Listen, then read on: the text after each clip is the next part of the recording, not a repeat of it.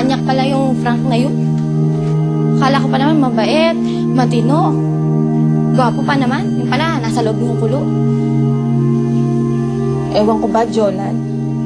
Malas talaga ako sa mga lalaking niya. Minsan tuloy, iniisip ko magmadre na lang kaya ako. Senyorito Charles, pabalik na naman siya? Oo. At palat na naman akong karimbalin kay Rochelle. Nangasar na ako ng toto. Hindi ko na kaya. I give up. Sa birthday Rochelle.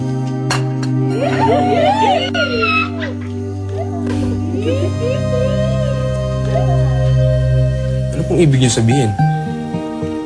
Tulad ka ba? Di mo ba nararamdaman may gusto sa'yo si Jolan? Oh? Edgar, sa edad kong ito, hindi na ako manluloko. Alam ko na may gusto sa'yo si Jolan. Mahal ka ng kaibigan mo, ano ka ba? Mamahalin ito sigurado ako. Baka nakatulog na dito. Mukhang hindi lang pala akong nakaalala sa birthday mo. Happy birthday, Rochelle. Salamat. Ito nga pala regalo ko sa'yo. Salamat. Ibang klaseng regalo yan. Yung hindi mo na nakabata maayos. May pera ka ba? Pare, huwag mo munang insultuhin yung regalo ko. Pinaghandaan ko yan. Sige, Rochelle, buksan mo na. Tingnan mo naman yung regalo ko sa'yo. Wala ako kalamin. Kalamin yan. Tray yan, tray. Sabi ko, tingnan rito.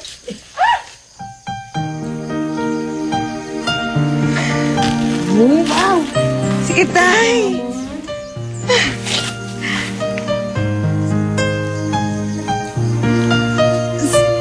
Saan mo nakuha to?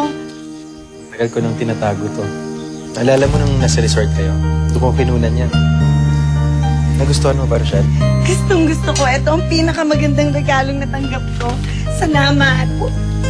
Whatever makes you happy. Philip, saan ka pupunta? Uwi na. Mukhang di mo naman kailangan dito eh. Nagselos na. Tay, magusta yun eh. Kaya saan ka rin? Umuwi ka na nga.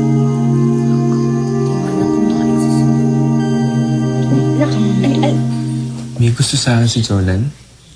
Oo naman, no. Kung wala, iintindihin ka ba nun? Aasikasuhin ka ba niya? Magkaibigan lang po talaga kami. Sweet lang kasi siya. Kaya talaga, mami, napakamalisyosa niyo. Alam niyo, huwag niyo pong bigyan ng ibang kahulugan yun. Kasi kaibigan lang tingin sa akin nun. Katulad nga na sinabi ko sa'yo, Edgar, hindi na ako manluloko. Babae din ako, no? At saka ang babae, hindi mag-aasikaso ng ganyan sa lalaki. Kung hindi niya to gusto, ay nako, sigurado ako in love si Jolan.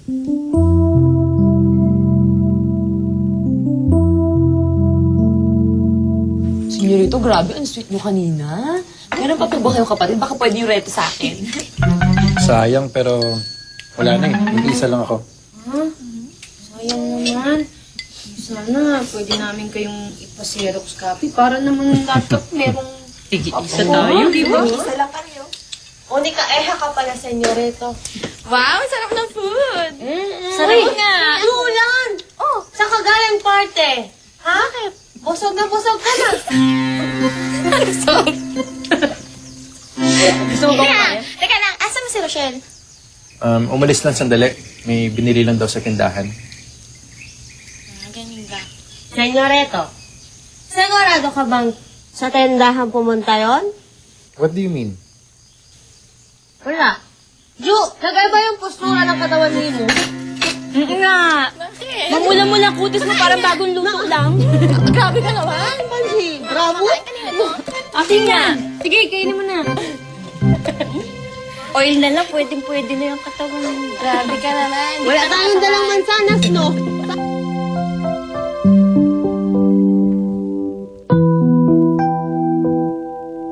Talagang Arthur na yun. Paningin ka talaga sa diskarte ko. Okay na nga eh. Mabait na kauli sa akin si Rochelle. Tapos dumating pa siya. Inasahan na naman ako. Buisit! Buisit talaga! Philip! Sabi ko na nga ba, nandito ka pa eh. Rochelle.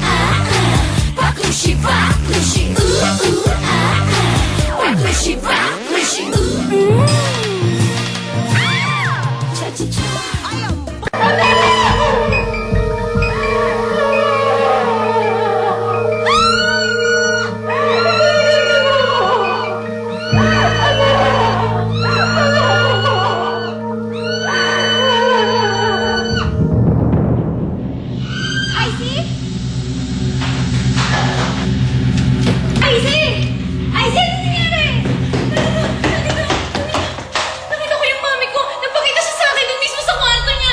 Umiiyak siya, nahihirapan siya. Dati ka nakita ko yung mami ko. Saan? Dun mismo sa kwarto niya. Ay, nananaginip ka na. Hindi ako nananaginip. Alam ko, nakita ko yung mami ko sa kwarto niya. Paano mangyayari yun? Kagagaling mo lang sa kwarto mo. Ay, nakita kita kanina natutulog. Kaya hindi ka minumulto ng mami mo. Nananaginip ka lang.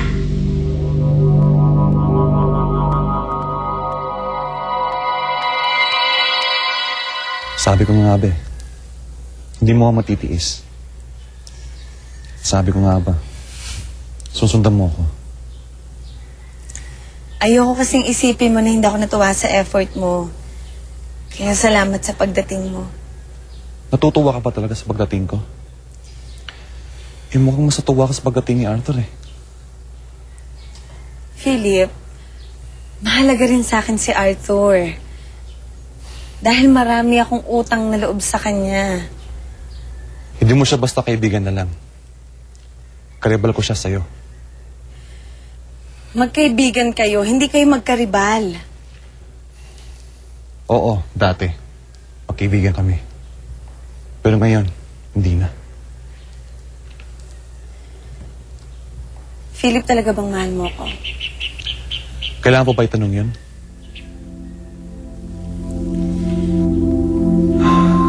Hindi ka pa kontento? Nahihirapan na ako dahil lang sa'yo. Ikaw ang may gusto nito. Pwede ka naman lumayo eh. Pwede namang huwag mo nang ituloy yung panliligaw mo. Paano? Ano pang gusto mong gawin ko?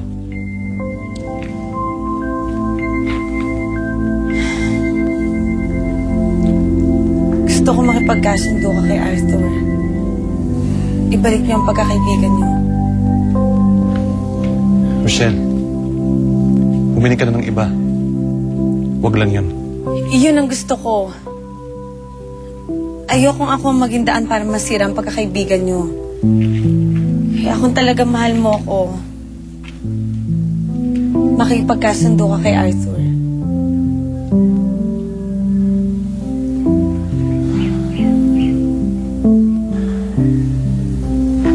Rochelle, hindi mo siya kailangang pilitin pa. Dahil ako na mismo papakumbaba. Pare, kung ano man ang naging problema natin dati, kinalimutan ko na yun. Sana ganun ka rin. Sana maging magkaibigan tayo muli.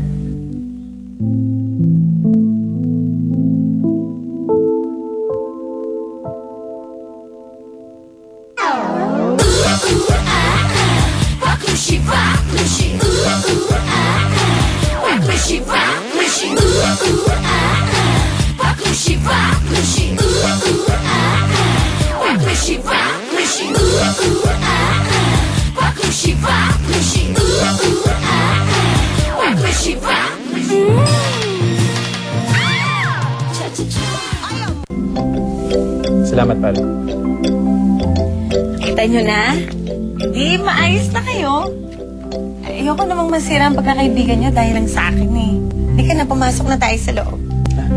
Sige. Nilakad pa ako. Mag-enjoy na lang kayo.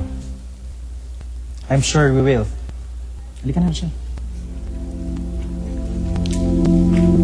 Ayaw mo talaga? Okay, okay na ako. Sige na, pare. Masarap yung food nila dito. Masarap yung hinanda ni Rochelle.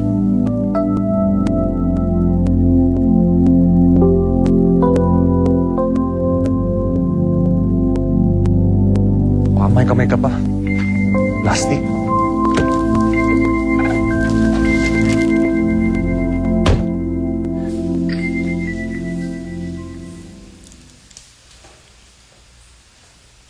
Ano? Okay ka na ba? Hindi ako okay. Dahil hanggang ngayon nakikita ko pa rin yung mukha ng mami ko. Nahihirapan siya, umiiyak siya. I see. Nananaginip ka lang. Di basta panaginip yun eh. Kasi alam ko, gumagawa siya ng paraan para makipag-communicate siya sa akin. Kahit patay na siya, kaya alam ko nahihirapan siya. Ano ka ba? Mamaya pa ng mami mo. Paano siya magiging payapa sa kinaroroonan niya kung yung may kasalanan ng pagkamatay niya, buhay pa rin, tapos nagpapakasaya pa? Kaya alam ko nahihirapan yung mami ko. Kasi masakit yung pagkamatay niya.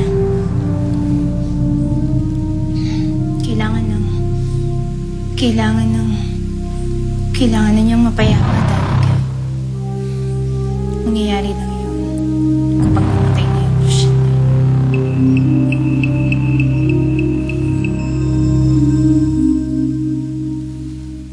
Sa wakas, na-arouse din natin yung birthday mo. Yun nga rin ang iniisip ko eh. Okay na ba si Philip? Di ba umalis siya? Tapos nakita ko din sumunod si Arthur. Napagkasundo ko na sila. Alam mo kung ako sa'yo, kung may sasagutin man ako sa mga manliligaw mo, sa Arthur yun. Kasi consistent siya sa pagiging mabait sa'yo. Di katulad ni Philip, masyadong mainitin yung ulo. Kaya kung ako sa'yo, si Arthur na lang.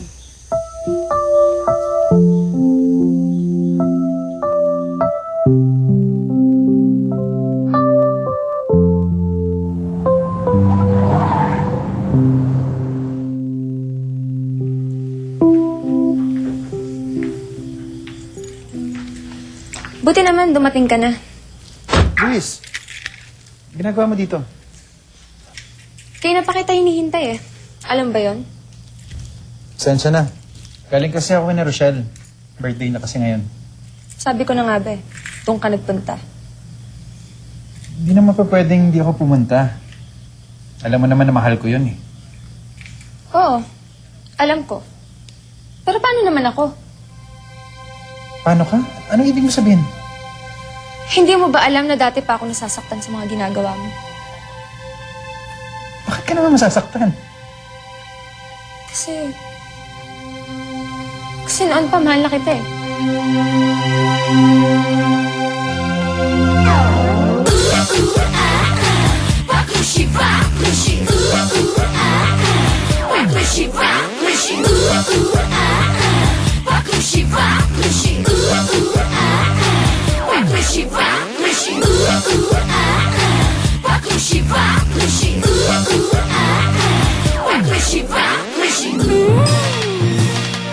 Na. Huwag niyo na ako ibenta. Sinunod ko na nga ako yung gusto niyo eh. Binoyfriend ko na nga ako si Harry. Ano pa bang gusto niyong gawin ko? Ang usapan natin, anak, ang usapan natin ang gusto ko. Pikutin mo na ang tao. Ano bang hinihintay mo? Ang dumating ang senyora? Hoy, huwag kang papatay-patay, Michelle. Samantalahin mo na habang wala ang ina niya. Pikutin mo na siya.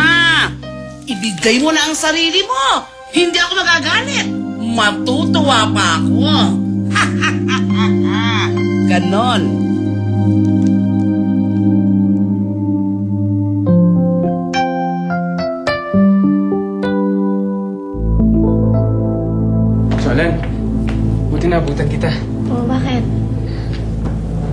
May gusto ko sa'yo malaman sa'yo eh. Para namang napakaseryoso mo. Ano ba yon? Jolan, natanong ko na to sa'yo dati pero nag-deny ka. Eh, hindi ako mapalagay eh. Lalo na sa mga narinig ko sa sinasabi ng iba. Kaya isang tanong at isang matapat na sagot lang kailangan ko, Jolan.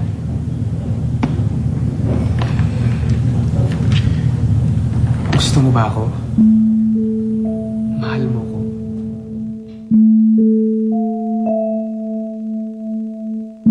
Izzy? Izzy? Lisa? Ano si Izzy? Hindi niyo ba alam na umalis siya kanina pa? Hindi. Saan siya nagpunta? Hindi ko po alam, Mami. Hindi naman po siya nagsalita nung tinatanong ko siya. Basta mukha po siyang galit. Natatakot nga po ako eh. Alam niyo, Ma'am, nag-aalala na nga po ako sa amo ko eh. Kasi mukha na po siyang wala sa sarili niya. Ano na bang nangyari doon?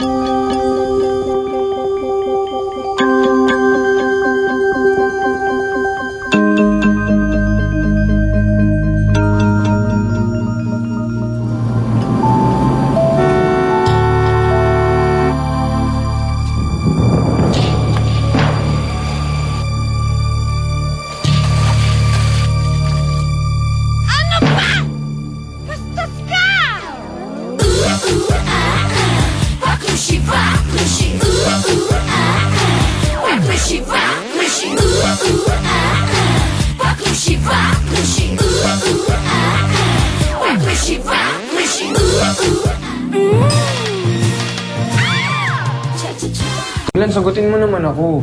Eh, gusto ka ba sa akin? Wala! Di ba sinabi ko na sa'yo yan? Wala akong gusto sa'yo.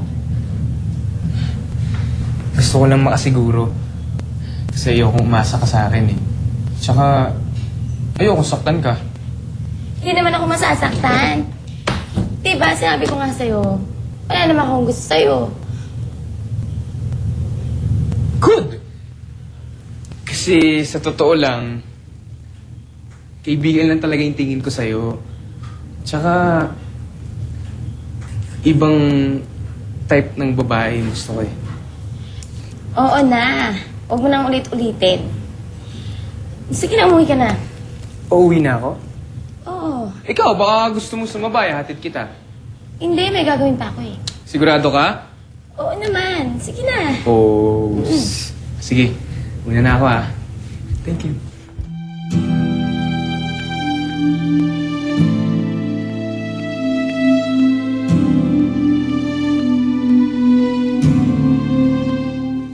Di ka ba marunong magpanaolintik ka? Sorry ah. Nabutikan ka ba? Eto naman, konti lang naman eh. Ano ka ba? Sorry. Hindi ko sinasadya. Sobra ka na. Sinadya mo to. Sobra ka naman? Pasalamat ka nga. Yan lang ang inabot mo eh. Alam mo, ang konti nga eh. Gusto mo, dagdagan natin?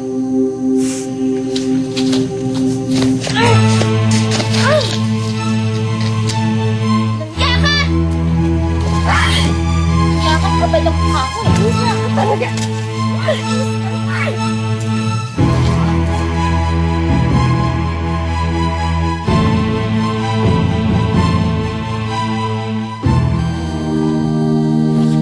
Ano yung ginagawa mo? Diba sabi mo, mahal mo ko?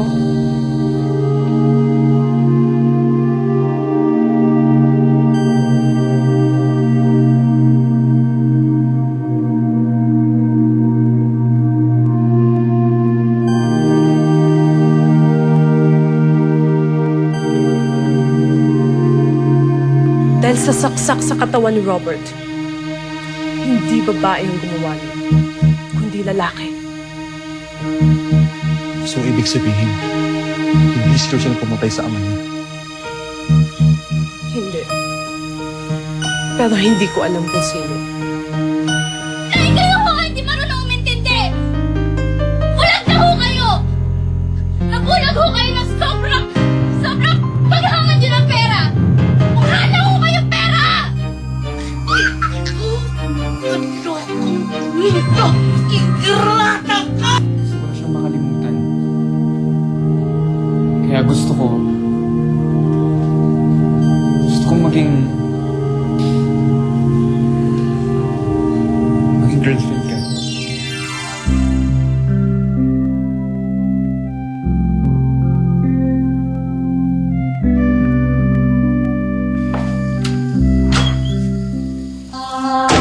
Kamusta ka na, Izzy? Ano ginagawa mo dito?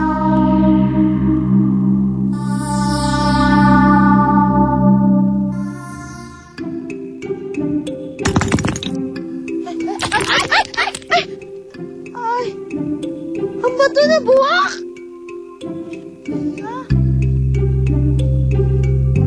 Pagkatotoo man yung wish natin. Manalipin na! Baklushi, baklushi, baklushi, baklushi, baklushi, baklushi, baklushi, baklushi, baklushi, baklushi, baklushi, baklushi. Kahit saan girlboy, bakla, tomboy, may ganito. Masaya, makulay, magaganda. Kahit saan ka paruman pa, bongga ka na. Ang bongga mo ni! 2, 3, 4! Baklushi, baklushi, baklushi, baklushi. Pare, kung ano man ang naging problema natin dati. Kinalmo. Ano? Na? Di, maayos na kayo. Ayoko namang masira ang pagkakaibigan niyo dahil lang sa akin eh. Di ka na, pumasok na tayo sa loob. Sige.